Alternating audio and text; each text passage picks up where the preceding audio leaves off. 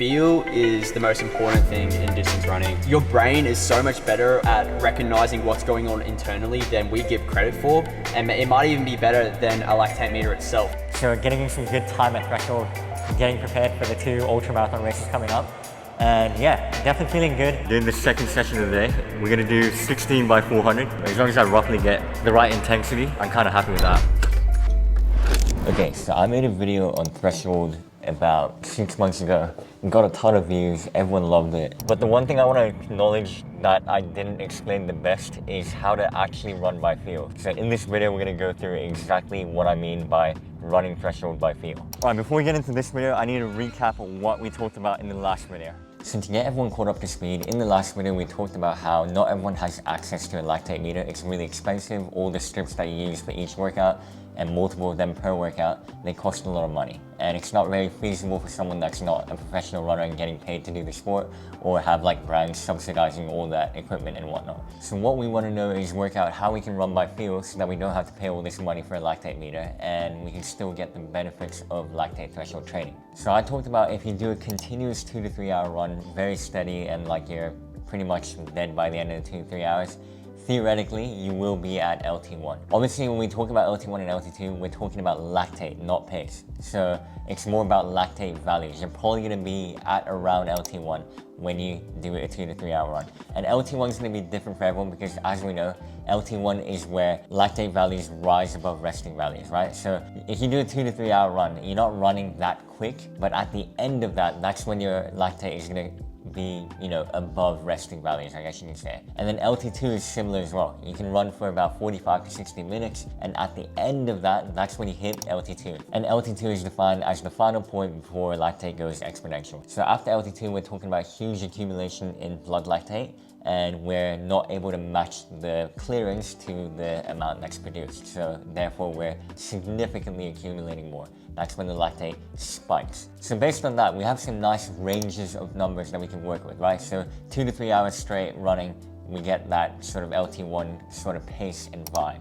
And then 45 to 60 minutes, we get that sort of LT2 vibe. The reason why I say vibe is because we're talking about effort and feeling, not really pace. Because when we adjust to the rep distance, the rep duration, the total volume of the workout, how long or short the recovery is, we need to accommodate for that, right? Now, the other reason why I say vibe is because when we're taking into account physiological, environmental, psychological, and lifestyle factors, we have so many different variables that come into play that might affect how quickly we're running at threshold on a given day. And that's gonna change every single day, right?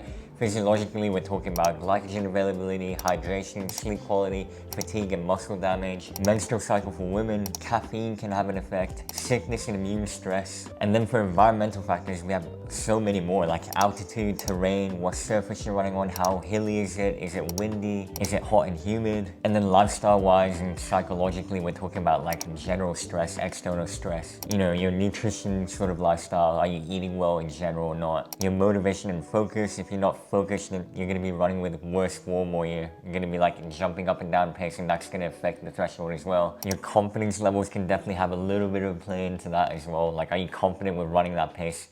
Are you in the right mindset? Like, are you telling yourself that this is a pace that you can withstand, or are you thinking that threshold is a really, really hard workout in your head? That can play a big difference as well. And finally, even if you're in a group dynamic, obviously that changes your rate of perceived exertion. If you're running with a bunch of people, a pace will feel way easier than if you're running solo. I'm doing a lot of my runs solo right now, so I'm finding it harder to run a certain pace at threshold, but I'm accommodating for that, and that's one of the factors that come into play when I'm training solo, because I know that it is harder to train solo than train with other people. And that's easily like 15 or 20 variables that come into play in terms of what threshold is that I just mentioned in this short amount of time. So you can imagine how much of an algorithm there is. And we obviously don't know how much all these factors play into affecting threshold, so we don't have an exact number and an exact calculation to work that out. But at least you know that threshold will depend on many factors, so you should never fixate on one pace. That's the main thing that I was trying to say in my previous video. So now with that out of the way, we can finally talk about reference points, which is what I didn't talk about in the last video that well. And this video will elaborate on what I mean by reference points. We want to collect as much data as possible so that we can have a best estimated guess a rough estimate pace of what we should be running for a given threshold interval. I covered in another video and also in the previous threshold video why it's better to do threshold intervals compared to traditional continuous long tempos. So I'm not going to talk about that. If you do want to know why we do threshold intervals, go watch those videos. I will leave some links in the description, but let's assume that you guys already know all about that. So we're doing threshold intervals. We have like 400 meter threshold reps, we have like 1K threshold reps, and we have like, 6-minute threshold reps or whatever. There's plenty of different stuff that we can do. But what we want to do is have more of a reference point in different sort of distances and durations so that we kind of have a better estimated, educated guess on what our pace range should be, roughly. So obviously, if you have done a 45-minute time trial, seeing how far you can go in 45 minutes, we have a decent estimation of what your LT2 pace might be like and LT2 vibe might be like. Again, I have to be careful and make sure I use the word vibe instead of pace, because we don't want to fixate on pace. But you still get a lot of data from doing a 45-minute time trial. Although 45-minute time trials are very, very taxing on the body, and it can risk injury as well. So another way you could do it is to split it into like a 3 by 15 minute, threshold interval, and kind of get a bit of an indicator as to what feels sustainable for that sort of workout, right? And that gives you a little bit of a data point, what pace you sort of held in that workout. And obviously take into account how the heat was, how you felt on the day, how you slept, and all of that. Like try and keep maybe a diary of how that felt when you did the workout that day. And also another thing that I noticed when I'm doing 400 meter threshold reps is that it usually sits at about 5K pace. That's referring to current 5K pace. So if I was in 16-minute 5K shape right now, I would roughly be holding that sort of pace for my 400 meter threshold reps. And obviously it depends on how much break you're having, right? If you're having a 2-minute rest instead of what I do, which is like a 45-second or 30-second rest, then maybe the 2-minute rest workout, you're probably going to be running a little bit quicker because you can run quicker and then you can recover more, let the lactate go down a little bit more before doing the next rep and letting it increase again. So it depends on a few other stuff still, but as a rough guideline, rough is the key word, my 400 meter threshold reps tend to fall somewhere around my 5K pace, and then you do plus or minus depending on all the factors that I mentioned earlier. So you have to kind of do that calculation in your head. How am I feeling in general? What's the environment like today? The heat conditions, altitude, am I running on grass? All that taken into account, you roughly know what sort of pace range you want to hit on a 400 meter threshold rep. So now we have the two extreme ends. We have like a 3 by 15 minute workout that we've done where we work out what sort of pace we can hold comfortably, and then we've done 400 meter threshold reps at roughly 5K pace. Now everything in between, you can kind of do simple maths to try and work out whereabouts you'd be. So if we do 4 by 6 minutes with 90-second jog, obviously that's somewhere in between a 400 meter threshold rep and a 15-minute threshold rep, right? So we're gonna take a pace that's roughly in between those two and still take into account, is it hot? Have I slept well recently? Is my diet good? Have I done a lot of training recently? Am I overtraining a little bit? Is my recovery terrible recently? All of this factored in, we can adjust slightly, but we know that it should be kind of in between the 400 meter threshold rep pace and the 15-minute threshold rep pace. I hope that makes sense. So it's not a completely blind guess like, I'm feeling decent, I'm gonna run this pace. It's not like that. It's like, let's use the maths, let's use the reference points to work out an estimated pace range. And then from there, in that pace range, let's decide whether we're feeling great today or bad today. Is the environment good today or is it bad today? And you kind of know what to run. Obviously, because we're not getting blood lactate measurements, we're never gonna get it perfect, but that's the best we can do, and you'll get better over time at it. I think because I've done so many threshold workouts, I have so many past workouts to look back on, like 1 month ago, 2 months ago, 3 months ago, doing 400 meter threshold reps, whether it's 16 by 400, 20 by 400 or whatever. But I have all that data in my backlog that I can extract from and work out what sort of pace I can run today. Am I fitter than 2 months ago? If so, even if I'm having a bad day, I still might be able to run what I did on a good day a few months ago. Again, it's not perfect science, it's not perfect math, but it's an educated guess, mathematical educated guess. Now let's quickly go back to lactate dynamics so that we understand this a bit better. So as I said, if you do a 45 to 60 minute steady run and you're pretty much dead by the end of it and you can't do any more, then we kind of know that that's sort of that LT2 sort of effort. And the reason why we're running way quicker when we're doing a 400 meter threshold rep compared to that 45 minute steady run is because if you look at the graph right here, that's 45 minutes, right?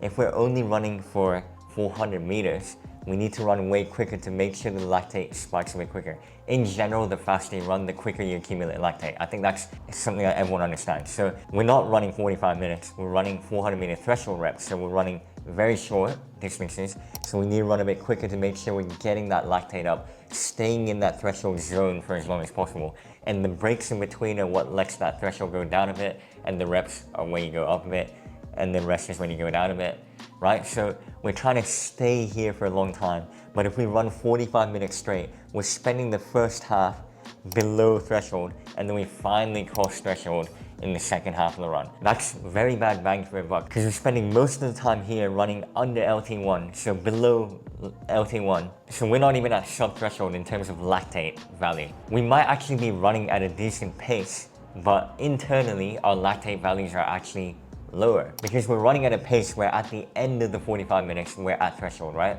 We're spending half of the time not at threshold, or maybe even more, maybe a little bit less. It depends on a few factors. All the factors that I mentioned earlier, that comes into play again. Because we're doing shorter reps, we can actually go a bit quicker, which is actually great because you get to train your biomechanics and speed while still running at threshold. And that's the beauty of threshold intervals. That's why Jakob Ingebrigtsen and all these pro runners are actually getting into this threshold training stuff, doing threshold intervals rather than doing 30-minute tempos, 60-minute tempos. There's still a time and place for that once in a while. Again, I talked about it in another video, but we want to do threshold intervals to try and spend more time at threshold, and that's going to give us the most benefit and bang for your buck because you're spending a lot of time at threshold. I think one misconception a lot of people have about threshold is that they think it's a light switch. They think LT1, LT2, you know, that sort of thing. But we need to remember that blood lactate rises linearly. It doesn't exactly follow pace. If you suddenly run 3 minutes, you're not going to immediately hit LT2. You're gonna take a while to get there. If you're not as fit, you'll hit LT2 a bit quicker, but it's still not an instant switch. It's more of a ramp, right? That's what we need to think of threshold as in terms of lactate dynamics. That's why we need to stop thinking about pace so much in our head, because it's not about pace. I think another thing people need to understand is that threshold isn't necessarily structured workouts all the time. You might even be hitting it in hillier long runs, steady long runs and whatnot without even realizing, because your lactate does accumulate over time.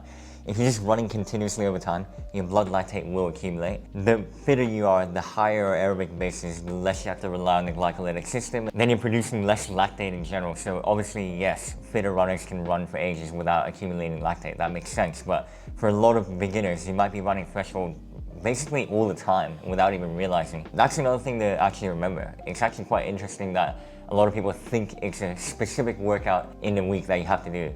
But yes, that is the case for like elite runners and even sub-elite and, you know, moderate, intermediate runners as well.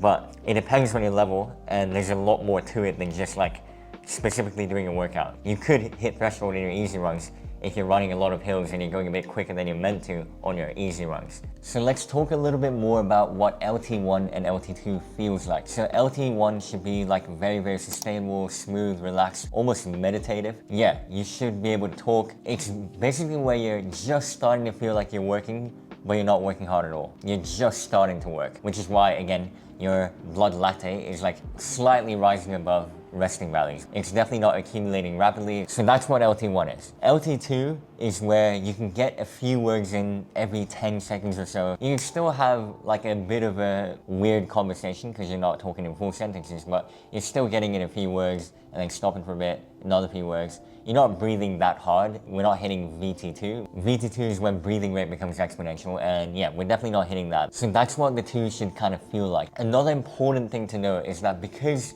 LT1 and LT2 aren't just light switches, they're a gradual ramp. We can't think of it as this is an LT1 workout, this is an LT2 workout. There's more of a chance that you're starting at resting values and ending at about LT1 or just above it for like an LT1 workout. And then for an LT2 workout, you're starting at, again, resting values. You might hit LT1 pretty early in the workout, and then you might be in between LT1 and LT2 and then riding that fine line near the end of the workout kind of thing. And that might be your LT2 workout. But in reality, because we know that lactate rises over time, even with the breaks, your first few reps are going to be a lot easier because 400 meters at a 20 by 400 threshold pace is going to be, again, low lactate values at the start, even if you're running that LT2 pace that you are going to be running at the end of the workout as well. So yeah, I know I didn't explain it perfectly, but Yeah, I think the main point to actually realize is that it's not like a solid, you're running exactly LT1 lactate values for the whole LT1 workout, and then you're running exactly LT2 lactate values for the entire LT2 workout.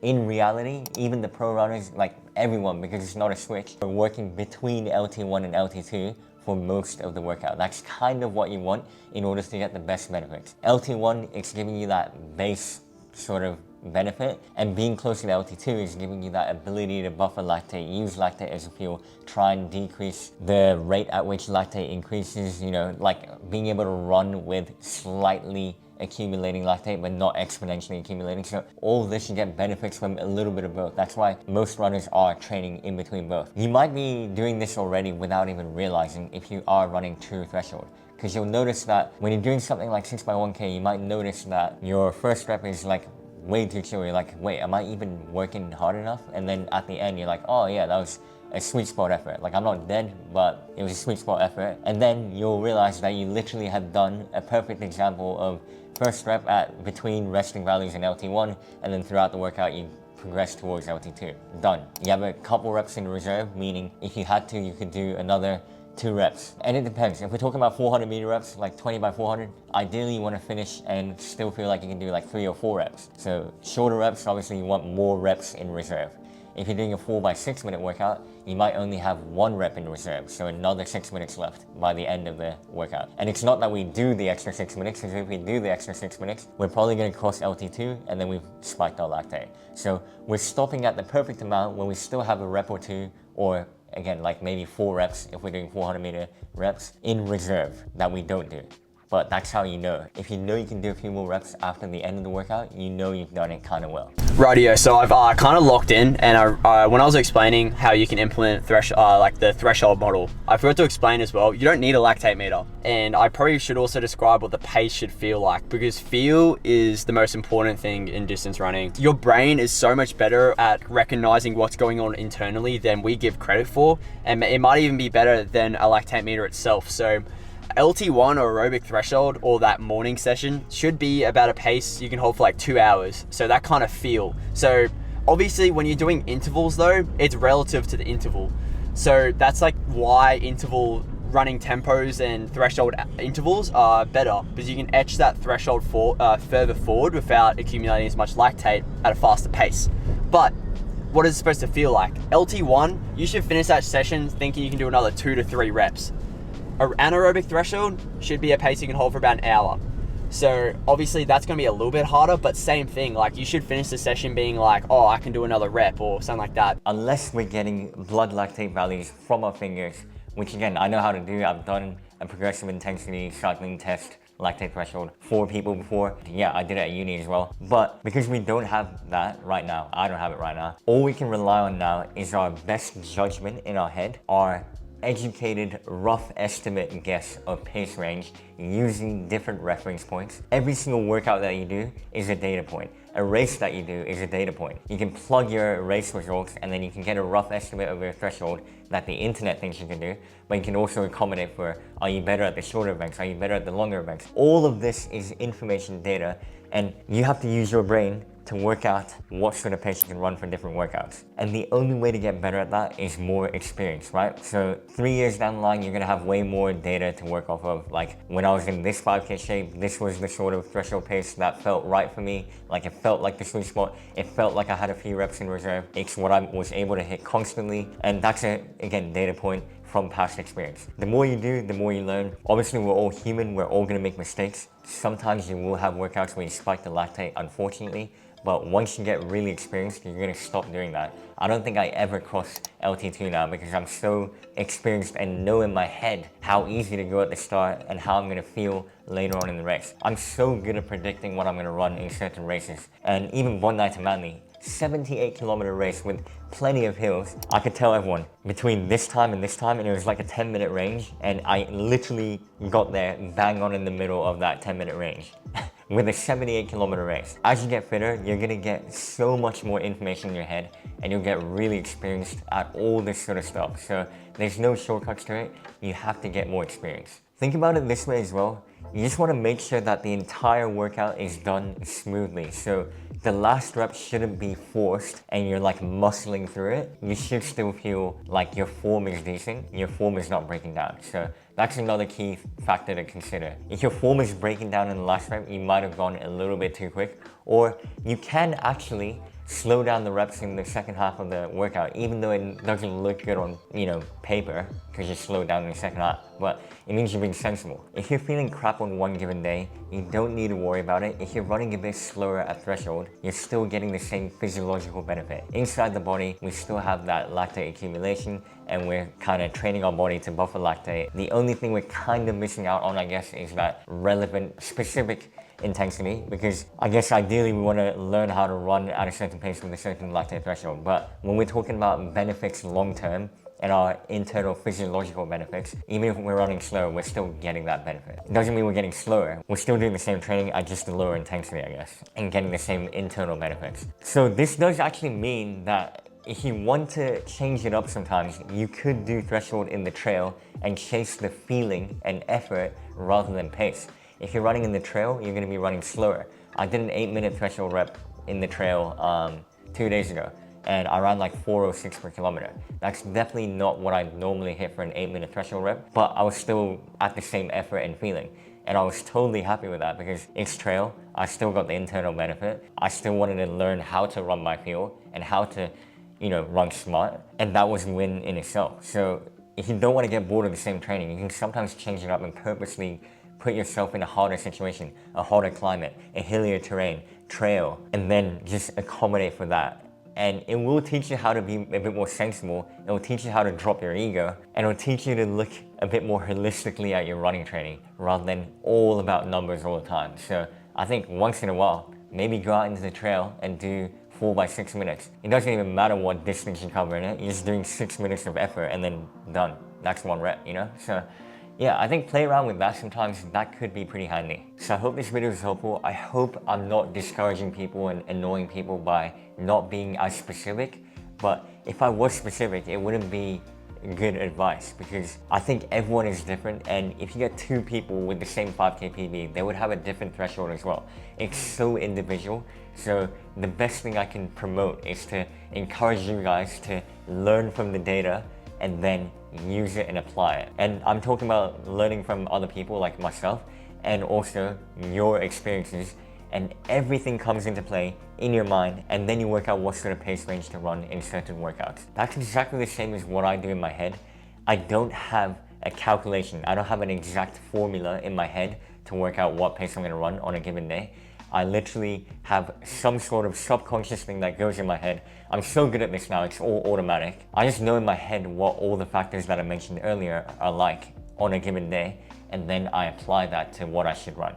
And I could use a few reps at the start to just see how I'm feeling, and then I might adjust myself a little bit as well. And as always, don't look at one workout and then stress out if you're running a lot slower than you want to be, because we're looking at linear trends. If you look at all the workouts over time, you might see a pattern of everything going in a really good direction. You might be getting quicker over time at the same threshold workouts. So that's one thing to also consider. And I used to do 16 by 400 meter threshold reps with like 60-second rest in between.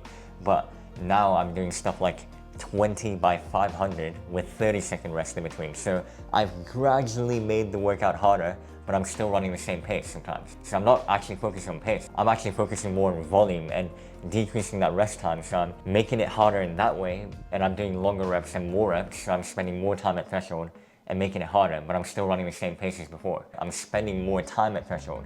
So over time, you're just gonna develop that sort of mindset where it's not just about pace, right? Anyone that fixates only on pace, that's when it becomes an issue.